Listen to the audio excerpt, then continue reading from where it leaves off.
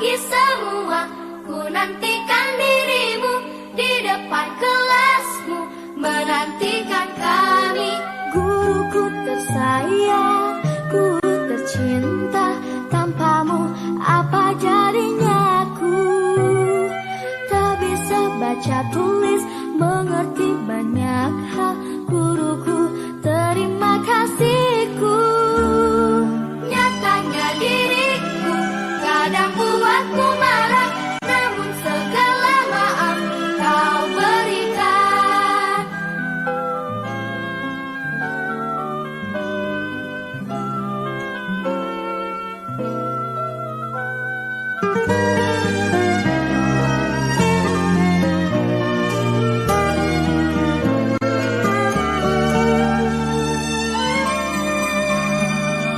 Selamat pagi semua, ku nantikan dirimu di depan kelasmu, menantikan kami. Guruku tersayang, guru tercinta, tanpamu apa jadinya aku? Tak bisa baca tulis, mengerti banyak hal. Guruku, terima kasihku. Nyatanya diriku kadang buatmu marah, namun segala maaf kau berikan. Guruku tersayang, guru tercinta, tanpamu apa jadinya aku? Baik, Pak. Oke, assalamualaikum warahmatullahi wabarakatuh. Alhamdulillahirobbilalamin. Puji syukur pada Allah Subhanahu Wa Taala yang telah memberikan kesempatan dan kesehatan sehingga kita dapat berkumpul dalam rangka sosialisasi materi pendidikan guru penggerak angkatan 6 di sekolah SMP Negeri 7 Payakumbuh. Dalam hal ini terima kasih kepada Bapak dan telah menyediakan waktu dan tempat. Salawat dan salam tidak lupa kita kirimkan kepada junjungan kita, yakninya Nabi besar Muhammad Sallallahu Alaihi Wasallam. Allahumma salli ala Muhammad wa ala ali Sayyidina Muhammad. Yang sama-sama kita hormati Bapak Kepala Sekolah beserta Ibu Wakil, selanjutnya Bapak Ibu Majelis Guru dan seterusnya, adik-adik mahasiswa.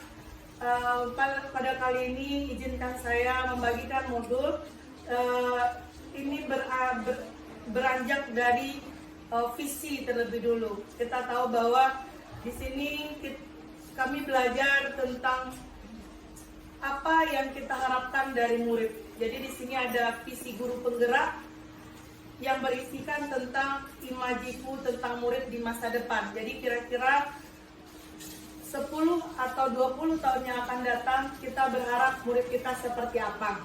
Nah, di sini saya simpulkan ada beberapa poin. Nah, ini gambaran-gambaran yang kita harapkan mungkin. Di sini nampak di situ beribadah, kemudian di sini ada yang gambar keduanya itu lebih kepada ditunjukkan kolaborasi, saling membantu. Kemudian cinta lingkungan, kemudian di sebelahnya itu kemandirian. Meskipun hal-hal yang detail tapi bisa mandiri mengerjakannya. Kemudian di sini bagaimana cara kerja berkelompok, kemudian bagaimana seorang guru memperlihatkan dunia kepada siswa-siswanya, bagaimana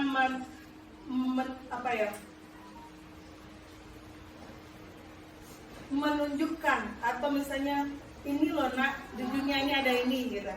Nah, kemudian dan sehingga nanti siswa-siswa kita datang ke sekolah dengan penuh keceriaan, dengan penuh kebahagiaan, dan di sini di ujungnya itu adalah bagaimana siswa-siswa kita ini mampu menggenggam dunia. Nah, itu yang dari kalau kita ambil dari sini dengan sekolahnya.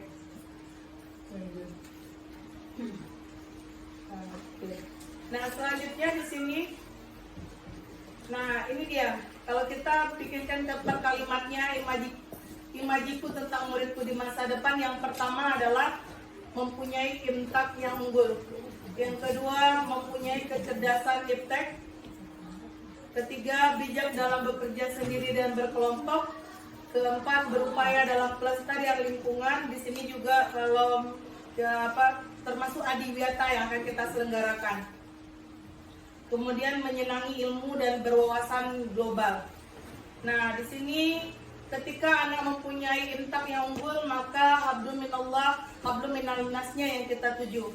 Kemudian mempunyai kecerdasan iptek, maka sains dan teknologi yang kita harapkan. Kemudian bijak dalam bekerja sendiri dan berkelompok, maka saat mereka sendiri, mereka mandiri. Tapi di saat yang dibutuhkan berkolaborasi, maka mereka pun mampu menjadi siswa yang dapat bekerja sama. Kemudian berupaya dalam pelestarian lingkungan, seperti yang kita tahu bahwa kalau tidak dijaga, maka siapa lagi yang akan menjaga? Dan saat anak-anak ini sudah maksimal belajarnya, insya Allah nanti menyenangi ilmu dan akhirnya berwawasan global demi terciptanya masa depan siswa yang cerah nantinya atau yang mereka harapkan. Maka di sini ketika mempelajari modul ini, saya mengambil visi yaitu kompetitif di bidang akademik, iptek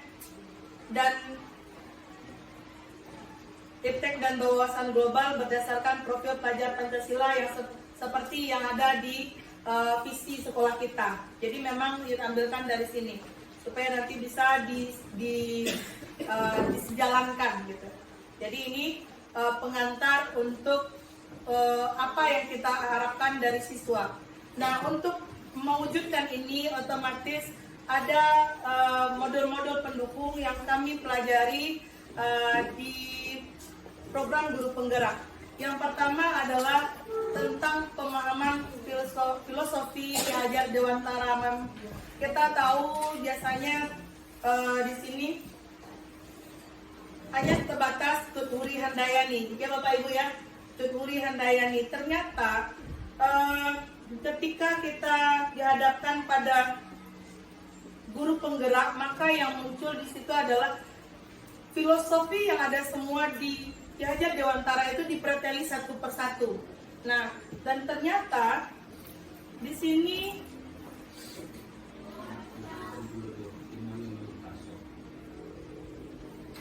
mungkin kita ke sini. Nah, dari kesimpulan modul kami itu ada 4. Ini kurang jelas ya. Jelas ya, Pak. Nah, yang pertama koneksinya itu dari sekarang sudah masuk ke modul kedua. Dalam modul pertama itu ada 4. Filosofi Ki Hajar Dewantara, kemudian nilai dan peran guru penggerak, kemudian visi guru penggerak, dan terakhir itu adalah budidaya positif. Nah, yang akan pada kesempatan ini yang akan dibahas adalah bagaimana cara kita memandang siswa berdasarkan filosofi Ki Hajar Dewantara. Nah, di sini kita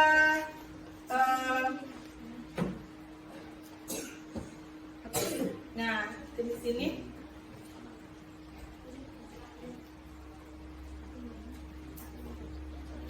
Nah, filosofi pendidikan menurut Ki Hajar Dewantara yang pertama adalah kenapa dia jalan sendiri? Jalan seorang. Nah, gini aja lah ya Pak ya, jangan nggak apa. Nah, yang pertama di situ pendidikan dan kebudayaan. Nah, maksudnya di sini adalah pendidikan itu tempat persemaian segala benih-benih kebudayaan yang hidup dalam masyarakat kebangsaan. Maka benarlah yang dikatakan ketika pendidikan maju, maka budaya pun maju. Ketika pendidikan itu mulai mundur, maka budaya itu pun mundur gitu.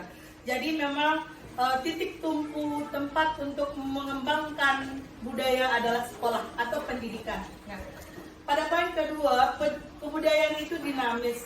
Tidak ada kebudayaan yang sama. Pertukaran kebudayaan seharusnya menguatkan identitas masing-masing kebudayaan. Makanya ketika ada dari suku lain, tidak hanya yang bersekolah di sini, itu tidak akan mengurus budaya Minang, tapi menambah atau melengkapi budaya yang ada. Kemudian yang poin ketiga, mungkin ini karena itu memang di garis merah itu pakai merah, guru itu menuntun. Mungkin kita fokus pada yang ini.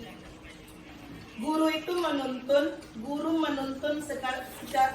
segala kodrat yang ada pada anak untuk mencapai keselamatan dan kebahagiaan setinggi-tingginya.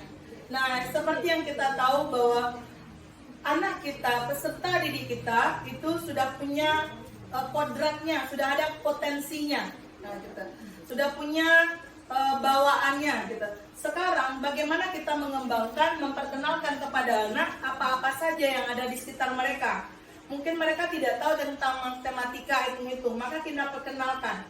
Apakah akan menjadi ahli matematika? Tidak harus, tapi yang jelas mereka sudah kenal.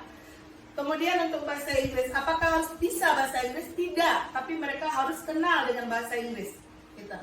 Kemudian mereka pasti sudah punya bakat. Misalnya anaknya suka main futsal, kenapa harus kita ajarkan ikan untuk terbang? Tidak akan mungkin, dan tidak akan mungkin mengajari ikan untuk terbang. Ya, hal itu yang menjadi intinya. Dan ketika kita, kalau di sini diibaratkan guru itu sebagai petani, ibaratnya benih jagung atau benih padi itu akan berbeda itu perlakuannya, gitu. Tidak akan mungkin kita bertani, ini kita membibitkan jagung, tapi dengan cara diairi lebih banyak seperti padi, mati. Nah, maka akan berbeda perlakuan. Seperti itu pula siswa kita beragam. Bagaimana kita menemukan cara bagaimana memperkenalkan mereka pada potensi mereka, apa kelebihannya, apa kekurangannya. Di saat mereka bisa memahami potensi mereka, insya Allah dapat dikembangkan lebih baik lagi. Ketika kita tahu itu sebuah kekurangan, berarti itu tugas kita lah untuk melengkapinya. Itu ya Bapak Ibu. Jadi di sini mungkin hal ini sudah kita ketahui dari awal gitu. Rasanya di waktu kuliah pun, apalagi Bapak Ibu yang sudah bertahun-tahun, sudah lama mengerti ini gitu. Tapi terkadang lupa kita bahwa anak ini tidak seperti kita. Anak ini baru berumuran 12, 13, 14 atau 17 tahun paling banyak. Terkadang kita memaksakan anak harus seperti kita, pemahaman seperti kita. Padahal anak kita berpemahaman seperti ini setelah menempuh kuliah, setelah bekerja, baru seperti ini pemahamannya. Apakah dulu seperti itu? Kita waktu seumuran mereka, pasti hal itu kita lewati juga. Gitu. Jadi memahami anak, itu yang diharapkan pada filosofi Ki Hajar Dewantara ini.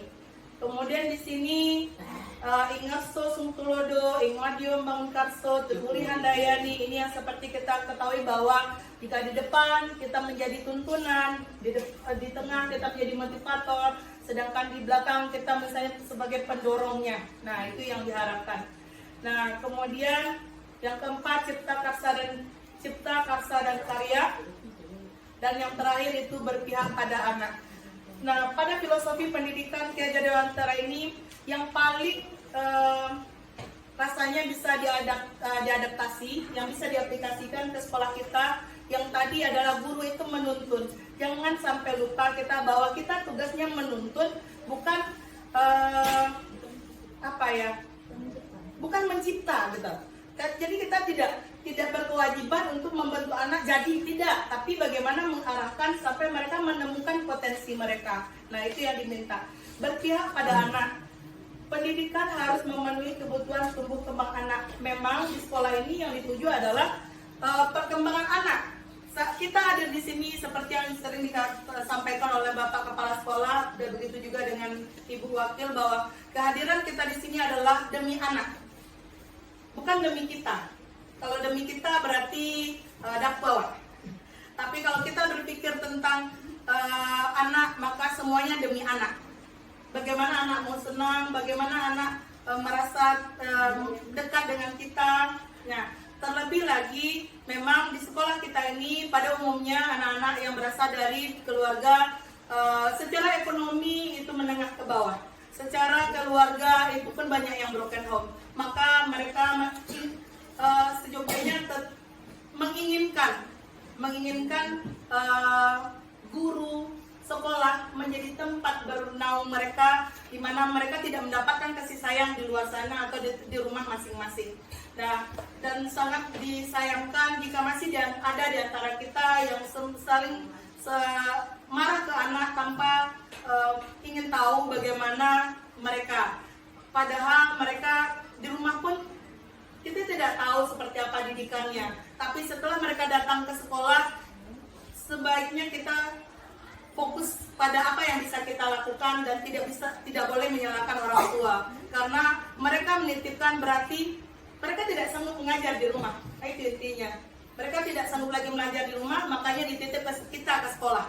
Maka kita dipercaya, maka dari itu semua yang menjadi prioritas adalah bagaimana amanah ini, siswa ini menjadi amal jariah bagi kita semua. Insya Allah kedepannya jika kita melakukannya dengan sungguh-sungguh, ini pun sebagai pengingat bagi saya pribadi, bagaimana menjadikan ini suatu upaya yang seikhlas-ikhlasnya dengan harapan mungkin jangka panjangnya ketika anak ini sukses, ketika anak ini menjadi ujung tombak negara, maka insya Allah kedepannya negara kita akan lebih baik lagi. Mungkin seperti itu. Jadi ini filosofi Ki Hajar Dewantara yang kami pelajari pada modul 1 pada pendidikan guru penggerak. Dan selanjutnya nanti kita akan melihat bagaimana aplikasinya, aplikasi pendidikan menurut Ki Hajar Dewantara ini seperti apa. Maka nanti akan disampaikan oleh Bu Novrianti. Nah, untuk sesi pertama kita akan berdiskusi. Apakah ada yang bertanya, itu sangat saya harapkan dan saya hargai. Terima kasih. Silakan untuk penanya pertama.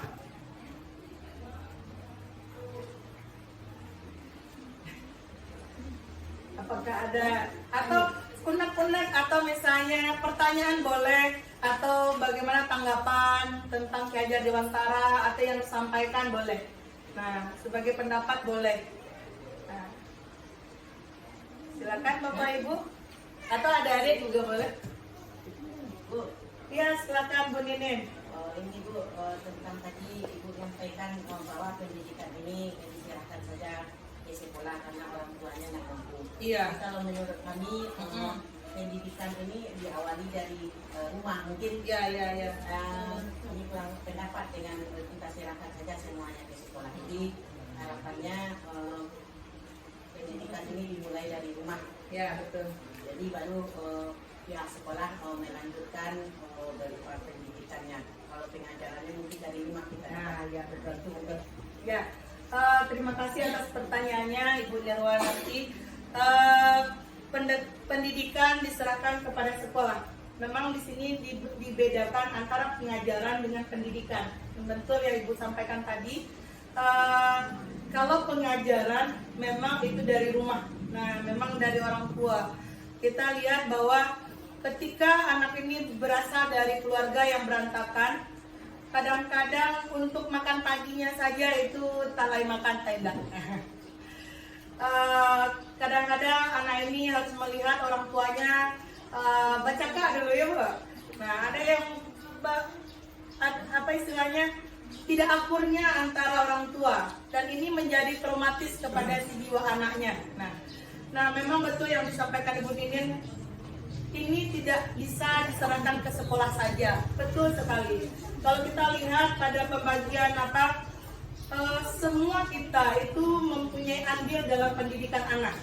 Mulai dari keluarga, mulai dari masyarakat yang diwakilkan kepada komite juga, kemudian bagaimana pemerintah di sana, kemudian bagaimana pihak sekolah. Nah, karena kita berada di lingkungan sekolah, makanya di sini yang lebih difokuskan pada sekolah gitu. Nah, yang menjadi poinnya tadi ketika anak datang dari rumah dengan beberapa beban yang mereka pikirkan, dengan kejadian-kejadian yang memang kadang-kadang belum pantas rasanya anak seumur itu mendapat masalah yang berat. Nah, itu kadang-kadang misalnya dengan masalah keluarganya, masalah harus dia yang mencari nafkah gitu. Kan sebenarnya belum apa ya, belum kewajiban mereka gitu. Tapi akhirnya mereka melakukan itu. Nah, ketika sampai di sekolah, mereka berharap bahwa mereka dapat kasih sayang di sekolah. Mereka merasa diakui di sekolah karena kita tahu bahwa kita dan anak-anak mempunyai kebutuhan yang sama. Yang pertama itu pangan, papan, pakaian gitu ya Bu, Bapak Ibu. Kemudian sebentar, iya, merasa kebutuhan untuk merasa diterima. Kadang-kadang kita seolah-olah enggan menerima anak itu, padahal mereka berharap untuk kita sayangi, apalagi anak-anak yang broken home ini. Kemudian yang ketiga, kebutuhan merasa bebas. Mungkin di rumah mereka terkekang seperti beberapa anak kita yang kena marahnya, nauzubillah, sampai dibanting, sampai dilempar masuk kolam, nauzubillah. Dan ternyata sampai di sekolah dapat lagi, kena marah lagi. Nah, sangat disayangkan seperti itu. Padahal mereka kebutuhan untuk merasa bebas, merasa senang, kemudian merasa berkuasa. Kita lihat beberapa siswa kita itu menunjukkan mereka ingin mendapat pengakuan power gitu. Bersama mereka diakui gitu. Kayak kemarin itu ada kasusnya berkati ya, yang orang seorang kakak membela adiknya, karena pembelaan itu merasa dia itu merasa dihargai, punya power. Sebenarnya itu adalah kebutuhan kita, kebutuhan sebagai manusia, merasa punya power, ya. Merasa ada istilahnya dapat diandalkan. Nah, itulah yang mungkin yang harus kita kembangkan lagi. Mungkin selama ini sudah kita lakukan, tapi mudah-mudahan untuk kedepannya kita lebih istilah-istilah mungkin Bapak Ibu yang 24 jam bahkan lebih dari 24 jam mengajar, dan sebagai wali kelas juga kita dihadapkan pada permasalahan siswa yang sangat beragam, ya, sangat beragam. Jadi di sini kalau dikatakan ini sebuah kewajiban, memang sebuah kewajiban.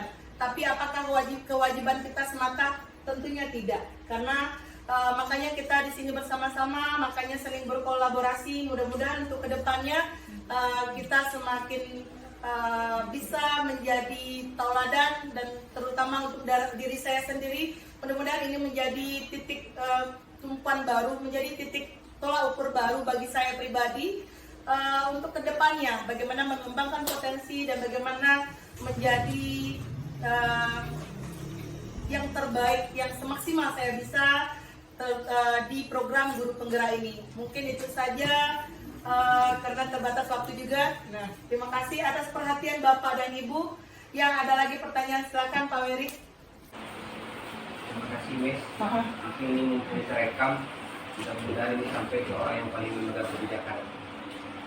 So yang pertama sekali, mungkin beberapa tahun terakhir ini kita mendengar istilah yang dapat memberikan pendangkalan makna terhadap sebuah pendidikan.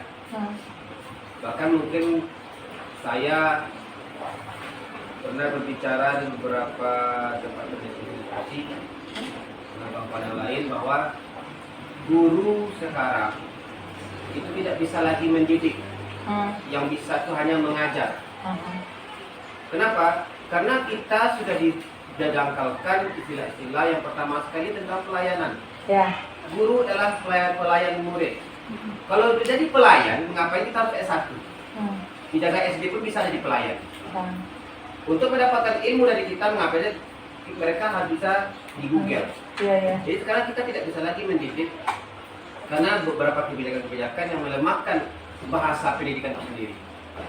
Jadi pertanyaan saya, apakah bisa kembali dirubah unsur pendidikan itu betul-betul kita mendidik sehingga kita itu bisa leluasa memberikan ilmu dan memberikan karakter kepada anak. Kalau kini biar nanti itu mungkin di rumah betul itu, mungkin itu istilah awak, kadang kita hanya transfer ilmu, kurang yang bisa passing itu aja gini. Tapi bagaimana mereka itu passing ketika dia datang latihan itu tepat waktu, itu yang kita tidak bisa lagi. Jadi mungkin Pak Kabit Penggerak yang bisa betul-betul kembali meningkatkan gazah yang pendidikan itu ada. Dan itu hanya kita mengajar dan menjadi anak kita sesungguhnya ke KUHP. Padahal dalam undang-undang kalau memang itu pendidikan apapun awak tuh ngaji mana sampai luku-luku tidak ada begitu HP. Oke, itu saja. Assalamualaikum warahmatullahi wabarakatuh. Waalaikumsalam warahmatullahi wabarakatuh. Ya, betul sekali Pak Wery. Maka peralihan dari mendidik menjadi hanya sekedar mengajar. Saya rasa juga begitu gitu. Dan ketika mungkin saya pun sebagai pelaku, jujur saya pun sebagai pelaku. Terkadang hanya mengajarkan bahasa Inggris, terkadang lupa bagaimana tata krama anak. Saya lupa bahwa anak harus disiplin menyerahkan tugas. Saya lupa bahwa ketika menyontek itu tidak boleh. Saya lupa kalau yang hanya saya pentingkan adalah anak bisa mampu berbicara bahasa Inggris. Cuma itu, bisa mentranslate, bisa berbicara, mengerti bahasa Inggris. Padahal secara tidak langsung kita contohkanlah kepada bahasa Inggris. Ketika belajar suatu bahasa, maka kita mempelajari suatu budaya. Belajar bahasa berarti belajar tentang budaya. Nah, ketika belajar tentang budaya, maka ketika kita mengajarkan bahasa Inggris, otomatis ada unsur-unsur kebudayaan dari Inggris yang kita bawa. Dan ingat, kita sebagai bangsa Indonesia, terutama kita di Payakumbuh yang mayoritas adalah Minang, otomatis kita membawakan budaya-budaya yang memang kita pakai, karakter-karakter. Nah, itulah nanti diseimbangkan dengan materi yang berikut ini akan disampaikan oleh Bu Novrianti tentang budaya positif. Nah, menanggapi yang tadi guru itu sebagai pelayan. Di sini mungkin bisa Bapak Ibu lihat, guru itu menuntun.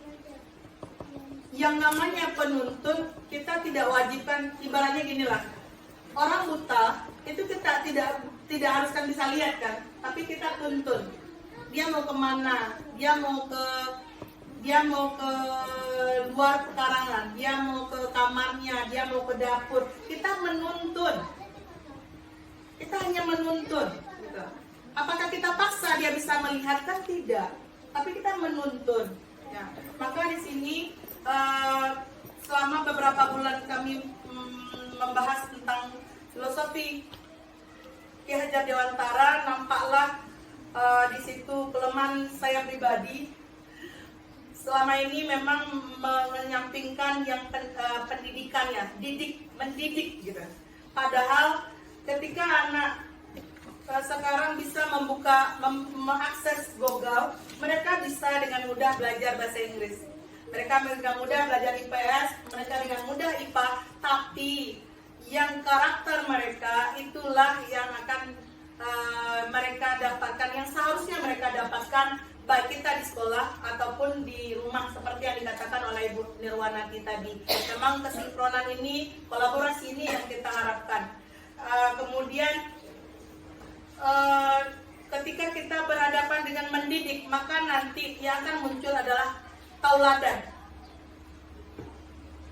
Anak ini ibaratnya mereka sudah punya potensi, namun belum terasah. Kalau mereka tidak melihat bagaimana cara kita senyum, bagaimana mereka akan senyum? Kalau kita tidak memperlihatkan kepada anak cara berdiskusi dengan baik, bagaimana mereka akan meniru? Karena upaya terendah dari seorang manusia akan belajar adalah meniru. Kita lihat dari anak-anak kecil, dari bayi, mereka meniru. Gitu. Kalau seandainya kita manggil ke suami dengan panggil uda, dia panggil uda juga anaknya, kan meniru. Gitu. Maka karena kita mendidik anak, kita mengajar anak, betul tadi, mengajar mendidik itu sejalan. Saya sangat setuju, terima kasih Pak Wery, Bu Nirwanati, karena itu yang diharapkan pada kurikulum ini. Ya, Ibu. Terima kasih. Kami PKI di sini sangat berterima kasih dengan kegiatan ini karena terasa menyegarkan kembali ilmu-ilmu yang sudah kita dapatkan tempoh hari yang pada masa perjalanan kita melaksanakan tugas banyak terlupakan dan terabaikan. Jadi semua yang Ibu sampaikan tadi memang betul adanya sesuai dengan filosofi dan harus kita akui dan harus kita berusaha untuk bisa melaksanakan seperti itu demi tugas dan tanggung jawab kita. Tetapi yang sangat lebih kita pentingkan dan kita ingat dalam kesemua itu, karena pribadi sendiri merasakan itu ketika kita tidak terlalu merasakan harga diri. Jadi ketika kita merasa kita sudah senior misalnya seperti kami sendiri, lalu di depan anak itu kita kadang-kadang merasa direndahkan, diabaikan dan sebagainya, tidak dihargai atau apalah masalah gengsi semuanya. Padahal itu semuanya adalah tanggung jawab. Kalau tanggung jawab ini hubungannya ke akhirat, harusnya kuncinya harus seperti itu. Kalau kita tidak memegang seperti itu, semua yang kita bicarakan tadi sia-sia. Jadi di sini mungkin harus kita lengkapi dengan itu, bahwa tugas dan tanggung jawab ini akan lebih kita pertanggungjawabkan, tidak hanya di dunia, tidak hanya di depan manusia, tetapi nanti di depan Allah. Jadi kalau kita sudah berpikir seperti itu, mungkin apa-apa pengorbanan kita yang harus kita dapatkan di depan anak itu bisa kita terima dan kita bersabar menghadapi anak. Tapi itu mungkin pribadi Ibu sendiri mungkin bisa berbicara pada saat ini, tetapi yang terlaksana memang sebaliknya. Cuman pada saat ini memang harus kita sadari bahwa nanti kalau kita menginginkan, siapa kali saya ini, kok anak sebesar ini bisa memperlakukan saya seperti ini. Kalau itu yang kita tonjolkan, lalu seperti apa keluarga kamu, keluarga saya, itu kan semuanya pandangan dunia kita. Iya. Padahal tanggung jawab kita jadi guru itu mengajak anak kemana sebenarnya. Jadi sejauh itu semua yang tadi kita uraikan bersama dalam rangka dan diskusi namanya, memang itu lengkap betul semuanya. Kemudian kita tambah, kita lengkapi, harus dengan adanya keikhlasan. Keikhlasan itu artinya kita memandang untuk tujuan akhirat, bukan hanya pendidikan atau tugas dan tanggung jawab kita ini bukan hanya bersifat dunia, bukan hanya untuk menerima gaji, sertifikasi, bukan itu. Atau jika kita pandang gengsi kita ini, saya sudah S1, S2, jangan dipandang seperti itu. Tapi bagaimana tugas dan tanggung jawab kita ini di depan Allah nanti harus kita pertanggungjawabkan. Dan ini sangat tertarik juga, pernah Bu Priyanti mengatakan di sana, saya berhadapan dengan dosen UMP di SMP 2, Bu, katanya bahwa ketika kita hanya membiarkan anak sesuai dengan keadaan yang sebenarnya kita tidak mampu menghadapi dalam kenyataan itu sebenarnya dosa, itu kata Bu. Itu kalau kita pikir-pikir betul sekali. Jadi dengan segalanya itu memang harus kita korbankan. Kita korbankan gengsi, kita korbankan harga diri, kita korbankan apalah misalnya kecantikan, kegagahan, detail dan sebagainya. Terima kasih Ibu Ernita. Sangat benar sekali ya Bapak Ibu, apa yang beliau sampaikan itu langsung terasa.